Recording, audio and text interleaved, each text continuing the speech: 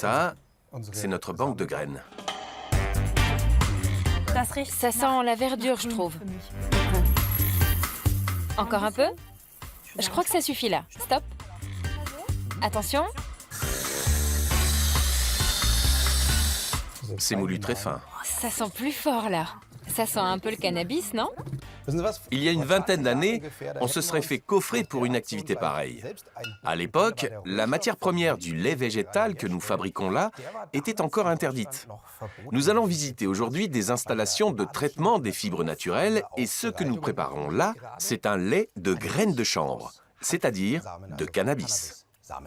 Sur cette entrée en matière, bonjour et bienvenue dans Xenius. Bonjour à tous. Du lait de chanvre, vous en avez sans doute déjà vu dans les magasins bio, entre lait de soja et lait d'avoine. Mais qu'on ne s'y trompe pas, ce n'est pas lui qui va nous faire planer aujourd'hui. Nous sommes joyeux et détendus de nature. Exactement. Pour notre petite préparation, nous avons pris des graines de chanvre cultivées, c'est-à-dire du cannabis, mais sans substance psychotrope. Bon, il nous faut déjà un demi-litre d'eau. Et nous avons ici 1 litre 1/4. Je te laisse continuer pendant que je calcule. D'accord. Le chanvre est une matière première très intéressante. Et la France fait figure de pionnière en la matière. Elle est le premier pays producteur en Europe. Ça y est, je suis prêt. Regarde, ça devient plus clair là. Et ça blanchit. Maintenant, filtrez avec de la mousseline ou de l'étamine et pressez énergiquement. L'eau a pris une couleur un peu grisâtre. Tout le monde n'a pas le droit de cultiver du chanvre chez lui. En France comme en Allemagne, la réglementation est assez stricte. C'est ce que nous allons voir dans le reportage suivant. Non loin de Ravensbourg, quand Berthold Weber a converti la ferme de ses parents au bio, la culture du chanvre semblait une évidence. Elle a pourtant très vite suscité la méfiance. Tout au début, la police est venue me voir. Des parents affolés s'étaient plaints. Ils disaient que leurs enfants avaient l'air drogués et que cela venait de mon champ. Le taux de THC, la molécule responsable des effets psychotropes, est strictement réglementé. Il faudrait fumer tout un hectare pour arriver à ressentir quoi que ce soit. Le taux de tétrahydrocannabinol, THC en abrégé, est en effet régulièrement vérifié par l'Office fédéral de l'agriculture et de l'alimentation. Il s'agit donc d'un secteur sous haute surveillance, ce qui n'est pas le cas de toutes les cultures en Allemagne. En juillet, quand fleurit le chanvre, des échantillons sont prélevés. Et il peut arriver que la teneur en THC dépasse parfois les 0,2% autorisés. Si le cas est récurrent pour une variété donnée, celle-ci ne sera plus autorisée. À titre de comparaison, le chanvre utilisé à des fins récréatives présente une concentration de THC située entre 8 et 10%. Le chanvre est l'une des plantes agricoles les plus anciennes au monde. Il fournissait la matière première des cordages et des tissus et faisait partie de la pharmacopée. En 4 mois seulement, la plante de cannabis peut atteindre 4 mètres de haut. Dans ces conditions, la mauvaise herbe n'a aucune chance et les pesticides sont inutiles. De plus, le chanvre est extrêmement rustique. Ses racines sont si profondes qu'il n'a pas besoin d'être arrosé. Il supporte le froid et la chaleur et pousse pratiquement partout sur Terre. Berthold Weber valorise surtout une partie de la plante, le chènevis, c'est-à-dire la graine. Je pourrais en cultiver plus. J'ai déjà eu 4 à 5 fois plus de surface. C'est l'huile de chanvre que l'on extrait du chènevis qui me rapporte le plus. La fibre assure un petit revenu supplémentaire. Mais la plus-value n'est pas encore suffisante. Les échantillons sont envoyés au laboratoire. Si l'Office de l'agriculture et de l'alimentation donne son feu vert, le producteur pourra procéder à la récolte. Bernd Frank, le gérant de cette usine de transformation du chanvre, nous a rejoints et nous voici devant le chanvre tel qu'il est livré. Oui, le chanvre nous arrive sous forme de balles rectangulaires. Moi qui ne m'y connais pas, je dois bien avouer que je ne fais pas la différence avec de la paille. Un peu plus gros, peut-être. Prenez une tige dans la main et essayez de la déchirer. Ah oui, c'est pas facile. Même en tirant fort, ça résiste bien. Le chanvre est la fibre naturelle la plus solide au monde. Et tout est utilisable? Tout à l'heure, nous nous sommes servis des graines, mais il y a d'autres composants. Tout à fait. Lorsqu'on sépare la paille de chanvre, on obtient deux produits principaux, la fibre et la chènevotte, mais également des sous-produits que l'on peut compresser sous forme de pellets et utiliser comme combustible. La paille de chanvre est donc entièrement utilisable. Après défibrage, on obtient donc d'un côté la chènevotte et de l'autre la fibre. On dirait des cheveux frisottés. Réponse, lance-moi ta longue chevelure. Réponse, lance-moi ton chanvre. Intéressant. Quel produit fabriquez-vous avec ça? Comme nous allons le voir juste ici, le chanvre industriel peut aussi être transformé En cresson? Non, pas du cresson, mais ce qu'on appelle un substrat sur lequel pousse le cresson. Sa capacité de rétention d'eau est excellente, ce qui réduit de 24 heures le temps de pousse. Pourquoi? Parce que sur un support de chanvre, l'eau et l'oxygène se répartissent de manière idéale pour la plante. Et c'est quoi ces sortes de matelas? Ça, c'est du matériau isolant fabriqué à partir des fibres. On peut l'utiliser pour isoler un toit. Exactement, oui. Ça, c'est pas mal non plus. Qu'est-ce que c'est? Attention, tu déranges les habitants. Les animaux apprécient beaucoup le chanvre, comme vous pouvez le constater. Et ça, c'est pour l'industrie automobile. C'est notre première garniture de portière. Ça remplace le plastique. Oui, le plastique et les matériaux d'injection. C'est très intéressant pour les constructions légères. On le voit bien dans les crash tests. Comme il n'y a pas d'arête vive, cela présente beaucoup d'avantages. Et côté composition, c'est 70% de chanvre et seulement 30% d'agents liants. Quand le chanvre cultivé a de nouveau été légalisé en Allemagne, vous avez été l'un des premiers à vous lancer. Je m'engage pour l'écologie depuis la fin des années 1970.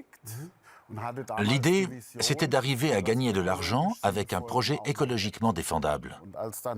Alors, en 1995, quand il a été clair que le chanvre cultivé allait de nouveau être autorisé, j'ai sauté sur l'occasion et j'ai créé cette entreprise avec un associé.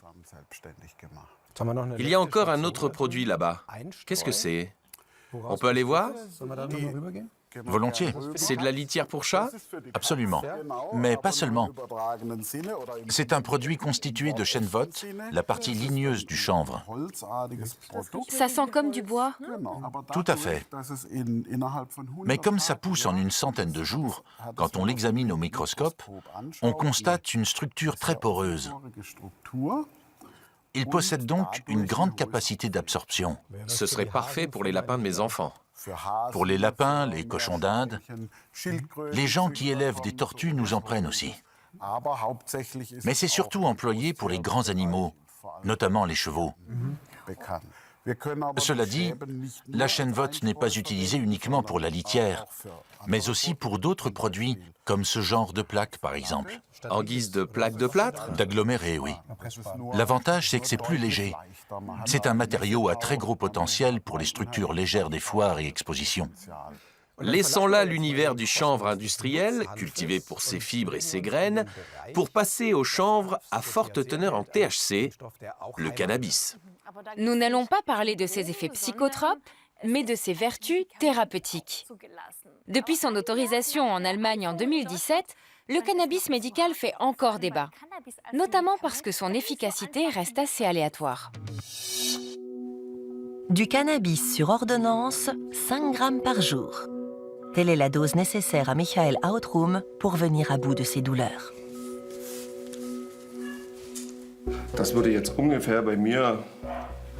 Dans mon cas, ça tiendrait 20 à 25 minutes. Puis il faudrait que je recommence. On lui prescrit du cannabis à très forte dose qu'il inhale avec un vaporisateur.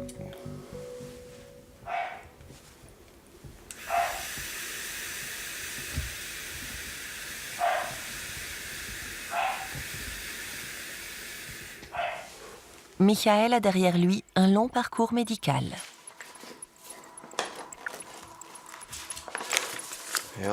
Je dois faire contrôler mon stimulateur cardiaque tous les 3 mois. Asthme sévère, infarctus, infection nosocomiale, hernie discale, puis une intervention destinée à lui rectifier la colonne vertébrale le laisse paralysé. Je suis allé en hydrothérapie, une vis a cassé au niveau de la crête iliaque et je me suis retrouvé paraplégique, en fauteuil roulant. Voilà la première photo de moi en chaise roulante en 2011, après 1 mois allongé et les premières injections de morphine. Michael prend de fortes doses de morphine, entraînant d'importants effets secondaires, notamment une prise de poids. J'ai fini par atteindre des sommets. Cette photo est épouvantable. Michael pèse 150 kilos et prend 40 cachets par jour, jusqu'à ce qu'il découvre les effets thérapeutiques du cannabis.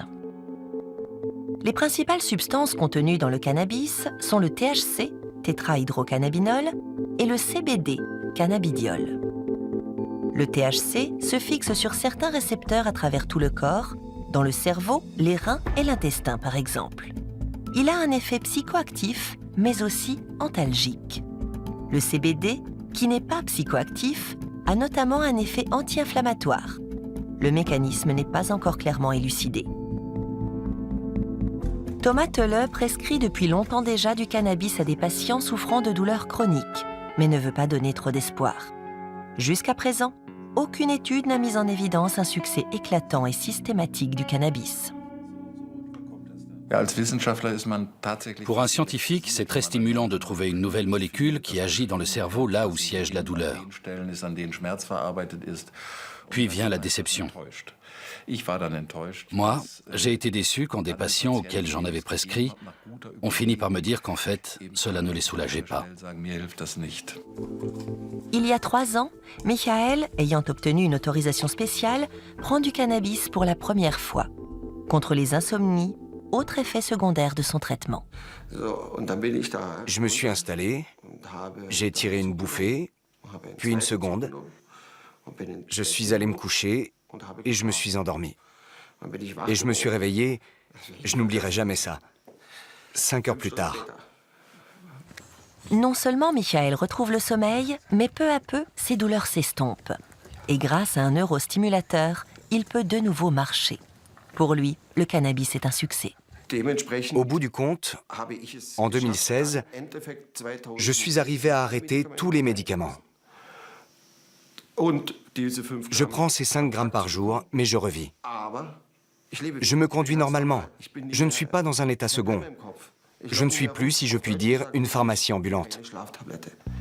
L'efficacité du cannabis est relativement bien établie dans les cas de névralgie, de spasmes et de nausées. Mais l'approvisionnement laisse bien souvent à désirer. Ici, nous avons trouvé une solution. Nous mettons les patients qui voudraient commander du cannabis chez nous sur une liste de réservation. Tout bonnement parce que pour l'instant, la livraison ne peut pas être immédiate. À partir de la commande, le temps d'attente peut être de 2 ou 3 mois. Michael espère pouvoir bientôt recommencer à conduire. À cause des effets secondaires des médicaments, il avait dû rendre son permis. Mais un patient sous cannabis peut-il conduire une voiture ? Je comprends bien qu'il faille tout contrôler. Je ne veux pas risquer de blesser quelqu'un, surtout pas. Je suis donc ravi d'avoir ce rendez-vous et j'espère bien revenir chez moi avec un résultat positif. Grâce au cannabis, Michael a retrouvé sa joie de vivre. Il envisage même de reprendre le travail. Mais le cannabis n'est pas aussi efficace pour tous les patients. C'est là un résultat thérapeutique exceptionnel, vraiment hors norme. Il a pu arrêter tous ses médicaments et reprendre ses activités. C'est ce qu'on appelle un succès. Mais moins de 1% des patients sont dans ce cas. Il y a du nouveau, les résultats de l'examen d'aptitude pour le permis de conduire. Ça s'est vraiment très bien passé. Le médecin a dit que je pourrais même conduire un 40 tonnes. C'est une blague, bien sûr, mais je suis content. Je suis si content d'y être arrivé après toutes ces années. Revenons à nos expériences avec le chanvre. Gunnar et moi avons fabriqué un lait à partir de chènevis, la graine de chanvre. Le voici, nous l'avons filtré. Passons à la dégustation. Pour les végétaliens, ce serait une alternative intéressante au lait de vache. Reste à savoir si c'est bon. Tu me sers? Alors, C'est bon? C'est bon? Santé! Ça m'intrigue. Pas mal. Je suis étonnée.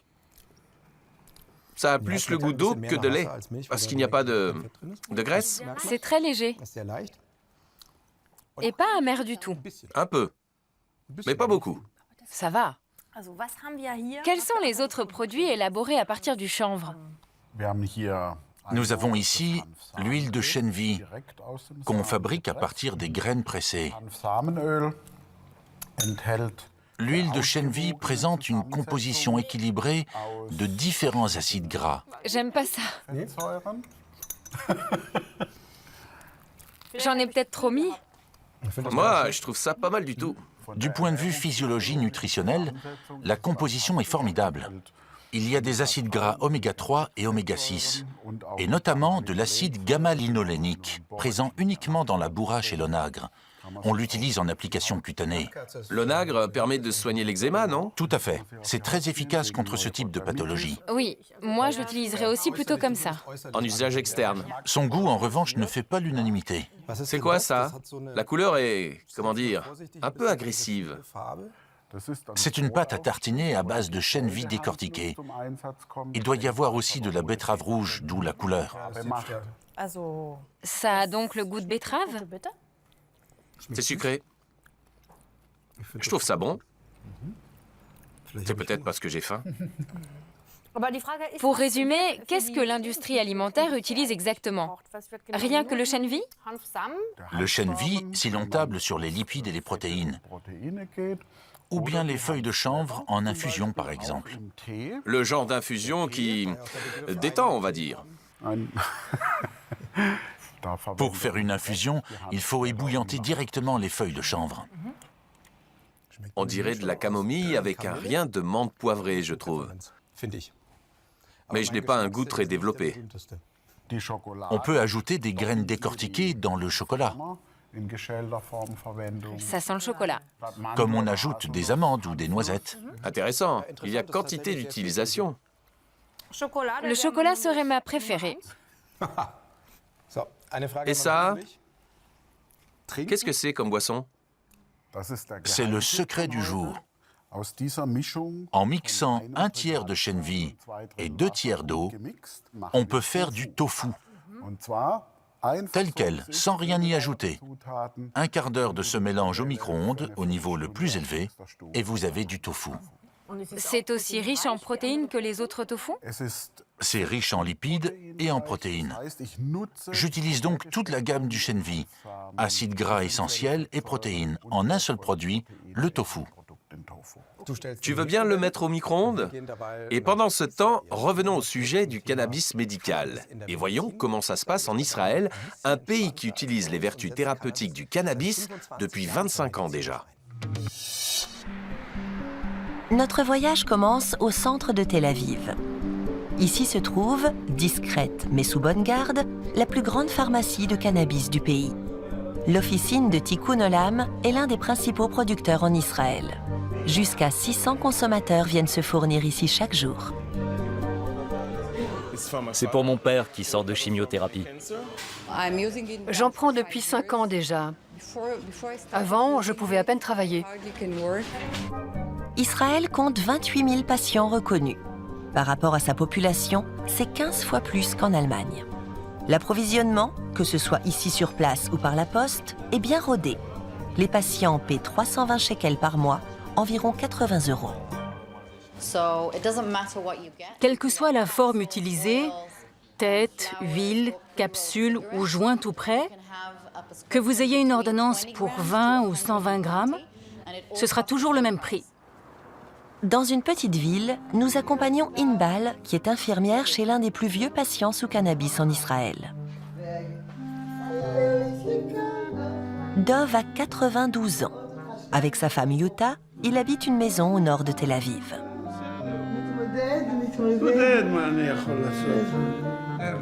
Yuta a quitté Berlin pour Israël en 1933 avec ses parents.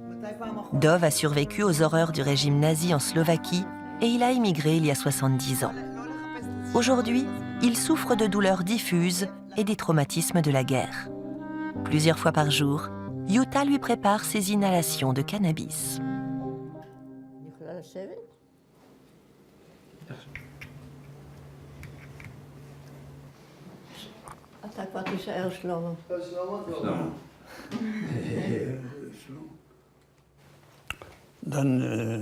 Il faut inspirer de manière à ce que la fumée entre dans les poumons.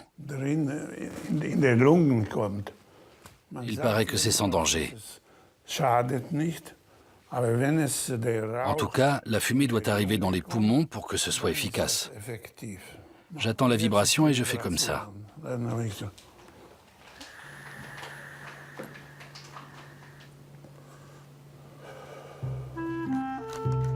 Dov s'est vu prescrire un cannabis doux et peu hallucinogène, une variante conseillée aux personnes âgées, présentant souvent des pathologies multiples, des douleurs et des problèmes psychiques.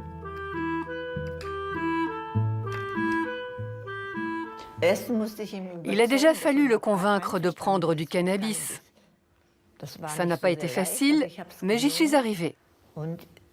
Et je crois qu'il va mieux maintenant. Vous savez, il était très déprimé auparavant. C'est moins le cas aujourd'hui. Je suis de meilleure humeur. Oui, il est de meilleure humeur. En Israël, cela fait plus de 10 ans que l'on recommande le cannabis aux personnes âgées et dans les maisons de retraite. Depuis, on enregistre un véritable essor, notamment chez les plus de 60 ans. Simon Lévy est né et a fait ses études à Berlin. Il travaille dans un hôpital de jour spécialisé dans le cannabis. Simon ne comprend pas pourquoi tant de médecins allemands préfèrent prescrire de la morphine comme analgésique. Je ne vois pas pourquoi il est si difficile d'autoriser la thérapie à base de cannabis, alors que d'autres thérapies, qui ne sont pas meilleures, sont bien acceptées. Mais en Israël aussi, il y a des réserves. Même si le traitement est légal, le cannabis n'est pas reconnu en tant que médicament. Il y a trop d'incertitudes en ce qui concerne les effets, les composants et le dosage. Nous sommes à Jérusalem, dans une start-up qui entend bien faire changer les choses. Les développeurs voudraient que les médicaments à base de cannabis soient aussi fiables et contrôlables que les médicaments classiques, et surtout qu'ils soient conditionnés sous forme de cachet. Pour cela, il faut transformer l'extrait en granulés solubles dans l'eau, à partir desquels seront fabriquées les pilules. Jusqu'à présent, seules les gouttes et les capsules à base d'huile sont disponibles. Mais l'organisme a du mal à les assimiler et l'effet n'intervient qu'au bout de plusieurs heures. Les préparations hydrosolubles agissent plus vite. Personnellement, ce qui m'intéresse, c'est de faire du cannabis un véritable médicament, que l'on puisse appliquer ou avaler. Parce que sinon, ce n'est pas facile à accepter. Aucun médecin n'a jamais aimé prescrire un médicament qu'il faille fumer. À la fin de notre séjour, nous rencontrons un médecin qui fait actuellement beaucoup parler de lui en Israël.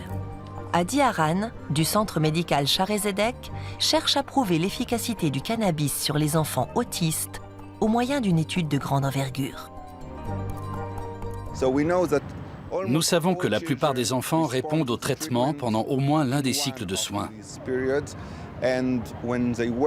Et quand ils sont sous traitement, la vie de leur famille change de façon spectaculaire. En Israël, le cannabis fait déjà partie intégrante du système de santé. Mais les chercheurs poursuivent leurs efforts afin de mieux comprendre comment agit cette plante. Un quart d'heure au micro-ondes, telle était la recette du tofu. Voici ce que ça donne. Ça ressemble à la vaisselle quand on la laisse dans l'évier. Oui, mais ça sent le gâteau. Ça sent le gâteau? Ça sent bon. Allez, on goûte? Bien sûr. La consistance est déjà bonne. Je ne suis pas vraiment un fan de tofu, en principe. C'est un peu sec. Mais avec des pâtes et de la tomate, Ah oui, et du basilic. Et bien assaisonné, bien sûr. Oui, avec quelques gouttes d'huile de chanvre, par exemple. En fait, on pourrait dire que ce tofu est le produit d'une bonne coopération franco-allemande, n'est-ce pas? Absolument. La recherche et le développement ont lieu en Allemagne, mais la matière première vient de France, et en abondance. Nous avons appris beaucoup de choses aujourd'hui. Il me faut un petit temps pour avaler. Nous avons vu que le chanvre cultivé se prête à bien des utilisations. Nous sommes très impressionnés et vous remercions beaucoup. Merci. Avec plaisir. Bon appétit à toi. Quant à vous, à la prochaine fois. Salut, à la prochaine. Ciao. T'en veux? Allez. Allez, encore un peu.